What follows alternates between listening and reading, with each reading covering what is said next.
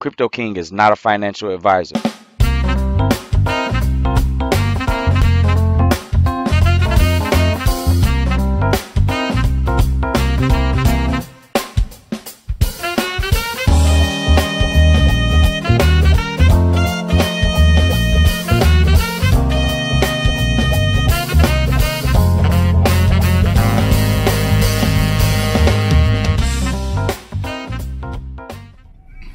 Family, what's going on? It's been a long time, but I'm back here with you on another episode. Right now I'm in Cartagena. I'm getting ready to head off to the Mercado.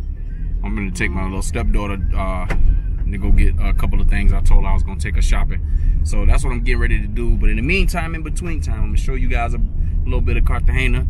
That's opposite of the neighborhood I be in, and also opposite of the tourist areas and stuff like that. So, you know, a little bit of market time and things, and you know, get to see some of my family.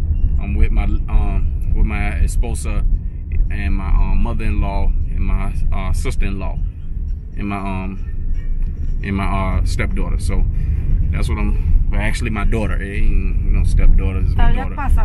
So that's what I'm getting ready to do. Welcome, family, and thank you for tuning in to Learn Crypto TV. So on today's episode, we're gonna discuss how to DYOR, or do your own research. This is very, very big topic in the crypto space, and it will also help you to be able to understand what you're getting yourself into before you make the decision to invest in a particular project. So let's dive in. All right, family, as you can see, we made it to the destination. You know, so there's like a little, I guess what you would call a little shopping enterprise, I guess. You know what I'm saying? They got all kind of stuff over here. So we're gonna go through here and we're gonna check it out. We're gonna talk about some cryptomonedas. And yeah, man. But anyway, as we walk and go over here and try to find out what we're looking for, you know what I'm saying? Y'all enjoy the sights here in a different part of Cartagena. You probably never even been on this side. I think I might have to buy this over here in the metaverse. Yeah. Hey. Medellin. Yeah, since random people stop it on the street, she say she from Medellin, but whatever. But anyway, you know what I mean? Yeah, y'all enjoy the sights and the sounds over here. And like I said, I'm probably going to have to buy this over in the metaverse. There's a lot of stuff going on over here. So yeah, I'm going to check that out here in a second.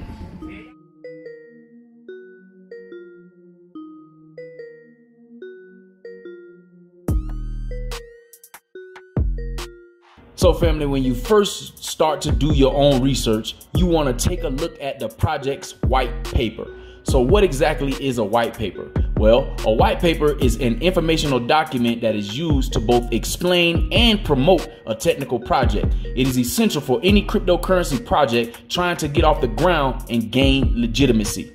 Ever since Satoshi Nakamoto published Bitcoin's white paper in October of 2008, these documents have been used to explain why particular cryptocurrencies is being introduced, the problem it aims to solve, and how it differs from its competitors. Now, dissecting a white paper can also be difficult, as they can often contain jargon or buzzwords that are hard to understand. They are not unique to cryptocurrency and are used to explain many other kinds of projects, but white papers have become an industry standard by this point. This is how you will read and understand if a project offers a real-world solution or just a lot of fluff. So, common parts of a white paper. The following information that you will receive here are going to be the parts that are commonly found when you're dissecting a white paper. Not every white paper will include each part, and the information may be categorized in a different way.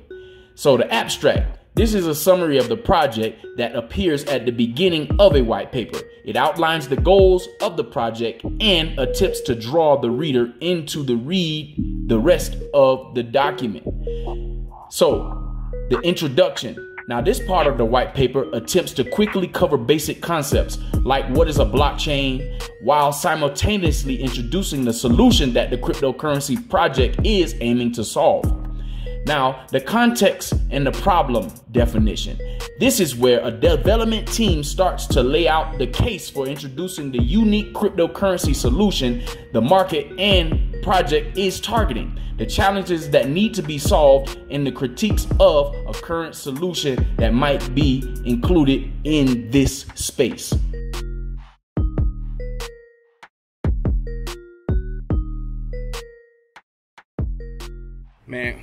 Man, so I'm walking around in the store. We like up at the, I don't know, on the second floor, second pizza. And shit, man, looking at the prices of this stuff in here, man, this stuff is very, very cheap. You know, what I just showed you on the tag right here. Let me see. I show you the little undershirts or whatever. If a man wanted an undershirt, right?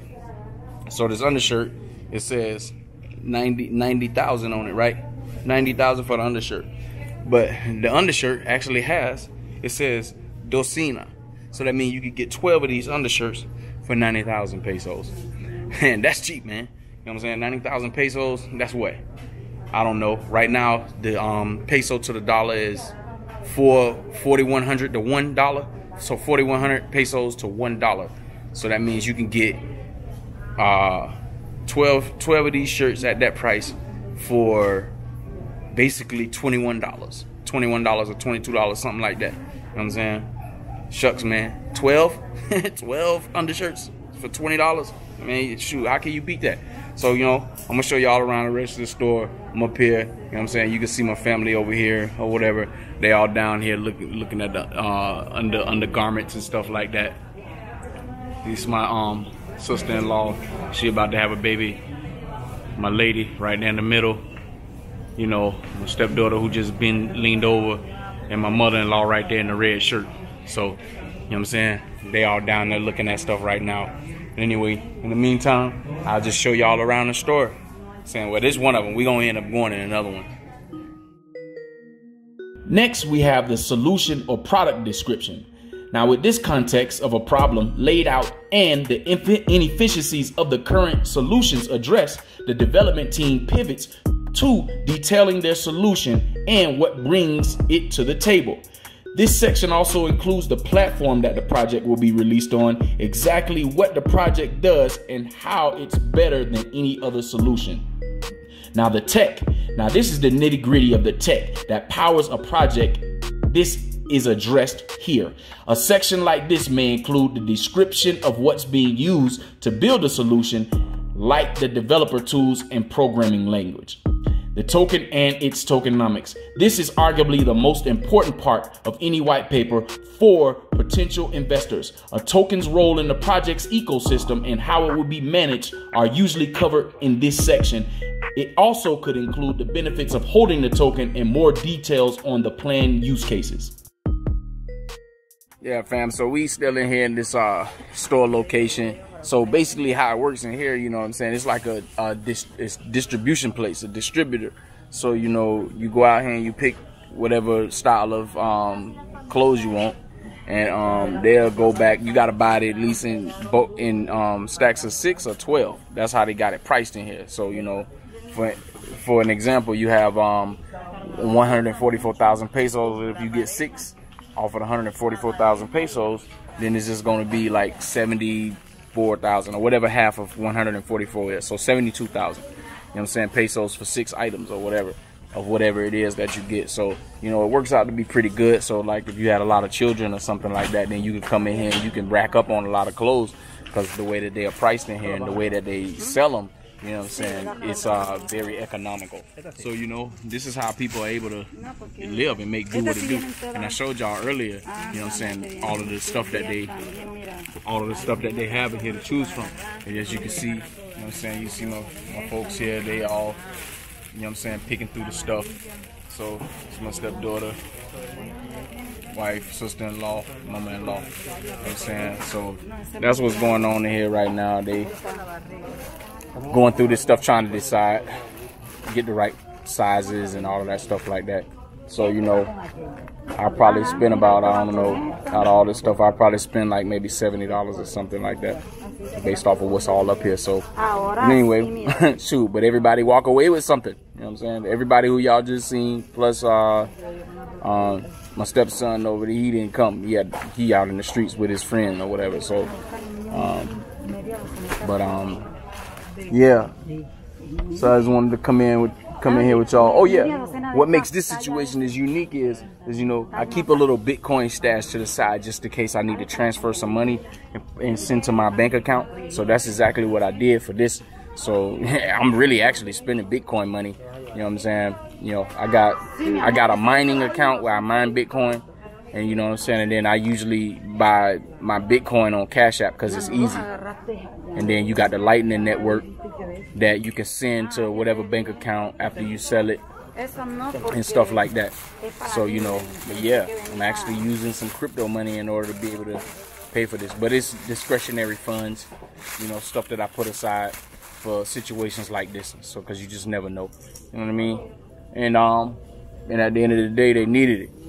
So it wasn't nothing that you know, that wasn't warranted. So, but anyway, you know, if you don't buy your stuff on your Bitcoin on Cash App, you should really consider it. It's really easy, you know, and you can set it up. You got to do a KYC. If you don't know what a KYC is, it's called Know Your Customer. And once you KYC, then you'll be able to, you know, set up the account the way you can send it to any type of wallet that you want. And it's minimal fees to send a large amount of Bitcoin wherever you want to send it. So when I moved some Bitcoin over to my bank account, it cost me, I think, 71 cents to move like $200 worth of Bitcoin. You know what I'm saying? It cost me 71 cents. So, you know, you can't really beat that. You know what I'm saying? So I'm just telling y'all because you should really consider looking at using Cash App to purchase, you know, Bitcoin if you haven't already. And if you need some assistance, you know, hit me up on my email, CryptoKingLos@gmail.com, or you could go to my website, learncryptotv.net, and then you can fill out the information down at the bottom of the page, and I could get in contact with you that way. But anyway, we getting back at it because I'm about to pay for this stuff in a second, and then we're gonna be back out on the street to go to the next stop. On the way up out of here now, you know, so this is like a distribution store, like I was saying earlier. But anyway, the grand total of all these items, everybody was able to come up, you know, 80 bucks. I said, shoot, man, for the amount of stuff that we got off in that they got in that bag, there ain't nowhere in the world you would have been able to ever find that deal in America. Never, you know what I'm saying? So, you know, it didn't cost much of nothing, and definitely ain't complaining. So, you know what I mean? Shoot, I can go to America, spend $80, and that's one pair of shoes. You know what I'm saying? And in most cases, that ain't even enough. You know what I mean? Or I could spend $80. Y'all go to American Eagle or fucking, you know what I'm saying, some other name brand store and spend 80 bucks and come out there with a damn t-shirt or a pair of shorts only. You know what I'm saying? Or just a one pair of jeans. Man, that shit crazy. You know what I'm saying? You see this bag? Well, I don't know. Y'all can't see the bag. You know, oh look, it's like a big ass trash bag. All that's clothes, you know what I'm saying, in there. You know what I mean? So, but yeah, man, check out the rest of the store though. We downstairs now. The team, the people behind any project, or one of the most important things to consider before investing in any crypto. Thankfully, good white papers will include a dedicated section to introducing projects' teams. This could include information like previous work experience, years in the industry, and individual roles within the team. The next section would be how to buy a token. White papers also function as a kind of marketing document for new cryptocurrency projects. So it's possible that they will include a section on how to buy the actual token, the launch dates, the exchanges of purchase, and the wallet addresses for the transparency that could be included in this section. The next section would be the project roadmap. The roadmap is where a team will lay out the future of the vision for the project.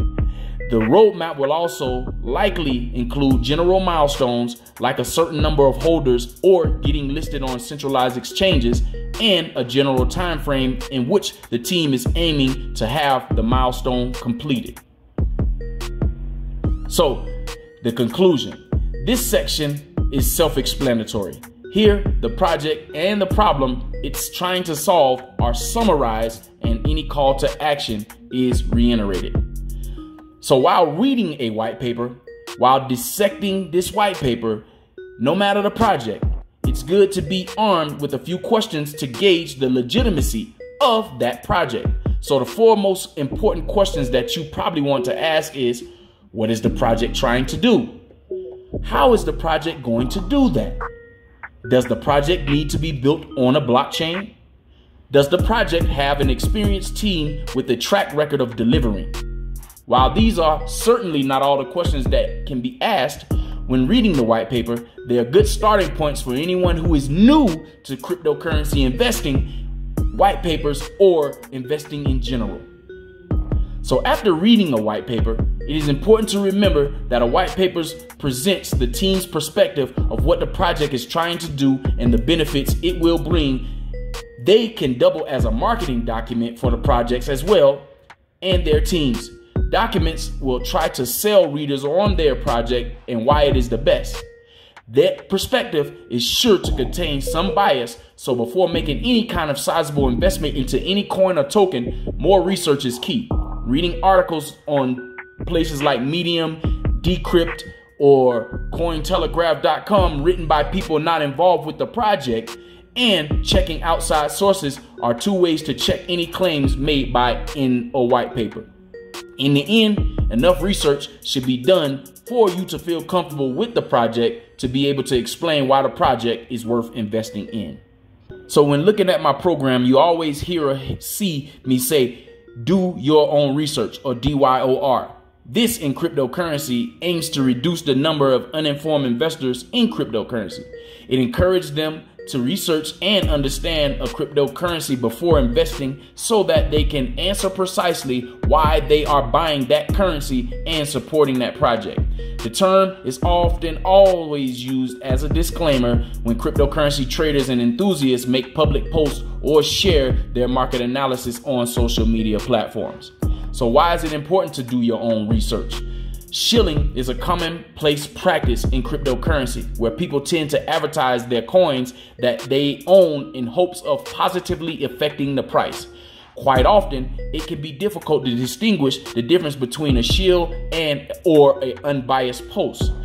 When purchasing any cryptocurrency, it is advised to make the decision on your own before investing, and not just because someone else said it was worth it. Now, Sybil attacks are also very common on social media platforms such as Reddit, Twitter, and Facebook.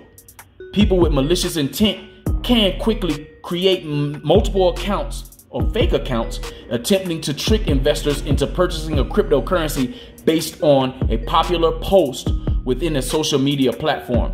But it is not always easy to spot fake accounts, so it is important to remain skeptical and do your own research. Earlier, you heard me speak on different terms and jargon that you may find in a white paper. So here are a few terms and some small definitions that will help you to understand some of the terms that you may hear when reading white papers or doing your own research via the project's web page or website. So the first one here is fear, uncertainty, and doubt, or commonly known as FUD. And this is just spreading of fear and misinformation to gain an advantage. Fear of missing out, or FOMO. This is the emotion you feel when you panic buy. HODL. This is to buy and hold on to a coin or token for a long time. Safe view. That means your funds are saved. Build you. This is to keep your head down and build the next financial system. Return on investment, or ROI. This is how much money are you making or losing. All-time high, or ATH. This is the highest price ever recorded for a coin or token. All-time low, or ATL. This is the all-time lowest price ever recorded for a coin or token. As I stated before, DYOR, or do your own research. Don't just trust what you hear, go and verify it. Even Crypto King's advice or knowledge. Due diligence, or DD. Smart people make smart decisions based on facts. Anti-money laundering, or AML. This is regulations that prevent criminals from hiding their money. And last is know your customer, or KYC. And this is just regulations that makes exchanges verify your identity. Now, there are a couple of these terms that I want to talk about in depth because you'll hear them all the time. So one of these terms that you always hear is HODL. Now, HODL, like I stated before, is a term that is derived from misspelling the word hold. Now, it's basically in cryptocurrency the equivalent to a buy and hold strategy. HODL is originally appeared in a now famous post on the Bitcoin Talk forum in 2013. This term was a spelling mistake in the title of I am HODLing. So HODLing refers to holding or onto your investments despite if the price drops. It's also commonly used in the context of investors who admittedly aren't good at short-term trading, but want to get a price exposure to cryptocurrency.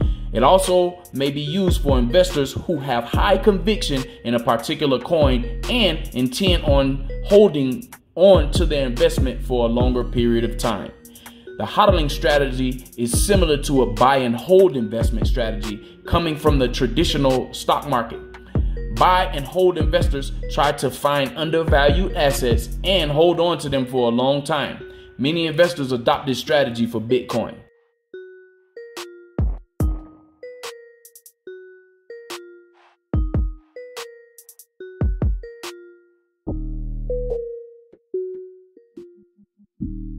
So, you saw the little walk through the streets down here. Now we at the next store.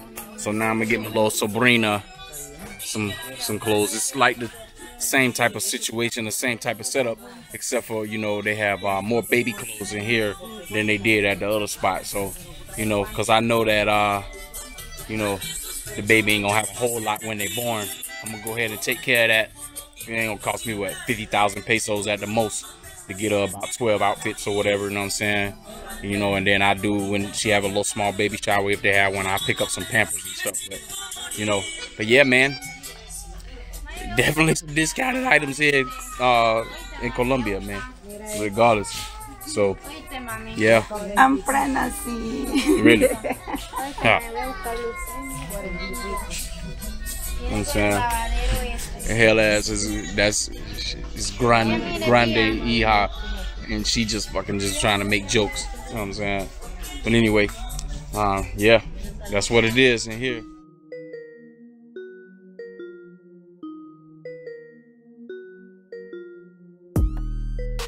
The next one I want to talk to you about is fear, uncertainty, and doubt. Now, while not exclusively a trading term, FUD is often always used in the context of the financial markets. Now, FUD is a strategy that aims to discredit a particular company, product, or project by spreading misinformation about it. The aim is to instill fear and gain an advantage somehow. This can be a competitive or tactical advantage, or profiting off a stock price decline caused by the potentially damaging news. As you would expect, FUD is quite a common theme in the cryptocurrency space. In many cases, investors may enter a short position in an asset, then release potentially harmful or misleading news when the position has been established. This way, large profits can be made by short selling or buying put options. They may also position themselves with over-the-counter deals beforehand. In many cases, the information turns out to be false or at the very least misleading. In some cases, however, it turns out to be true. It is always good to try and consider all sides of the argument. It can be helpful to think about what incentives people have by publicly sharing certain opinions. FOMO, or fear of missing out, is an emotion that investors feel when they flock to buy an asset in fear of missing out on a profit opportunity. As they are heavy emotions involved, FOMO is a large number of people that can lead to a parabolic price movement. Investors with FOMOing from an asset to asset in the game of musical chairs can often signal the later stages of a bull market. If you read technical analysis mistakes, You know that extreme market conditions can change the usual rules of the markets. When emotions are rampant, many investors may jump into positions and out of with FOMO. This leads to or extended moves in both directions and may trap traders who try to counter trade the crowd. FOMO also commonly used when designing social media apps. Have you ever wondered why it's usually more difficult to view posts on social media timelines in strictly chronological order? This is also related to FOMO. If users were able to check all the posts since their last login, they have had the feeling that they have seen all the latest posts.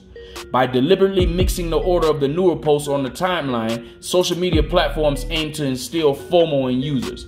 This way, the users can keep checking back again and again in fear that they are missing out on something very important.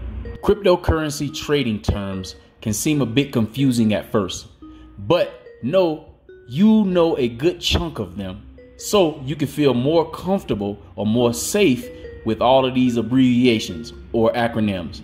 Make sure that you do your own research on fear, uncertainty, and doubt, and not blindly fear of missing out into a coin or project that has reached its all-time high, and keep hodling and building.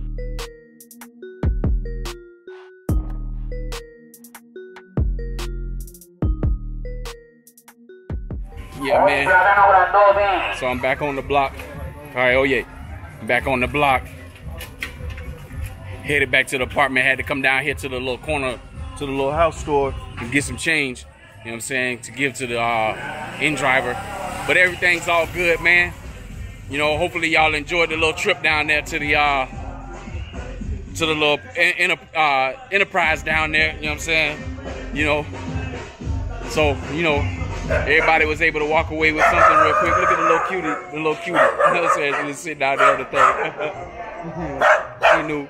But anyway, yeah, so that's what we doing. And yeah, man, hopefully y'all learned something on this program today. And then from there, you know, if you got any questions or any comments or concerns, leave them down in the comment area. And, you know, and I'll make sure that I get to them as quickly as possible. And, yeah, you know, use those links, you know, to set up your accounts if you can, you know, if you want to, you know, it's definitely going to be beneficial for you. And, you know, and take advantage of, you know, those free gifts of Bitcoin or whatever type of crypto you get when you sign up using the links. You can find them down in the description area. And, yeah, man, outside of that, other than that, you know, I'll talk to y'all on another episode. And, you know, be happy to deliver to you this crypto knowledge for you to be able to beef up your portfolio, man. Yeah, it's a bear market, but don't worry about any of that stuff, man. You know what I'm saying? These things happen in cycles, and, you know, you just got to roll with the punches, you know. But everything's all good in the end. And, you know, and just continue investing, dollar cost averaging into projects and invest in the, you know, what you can afford. All right, so I'll talk to y'all soon. Ciao.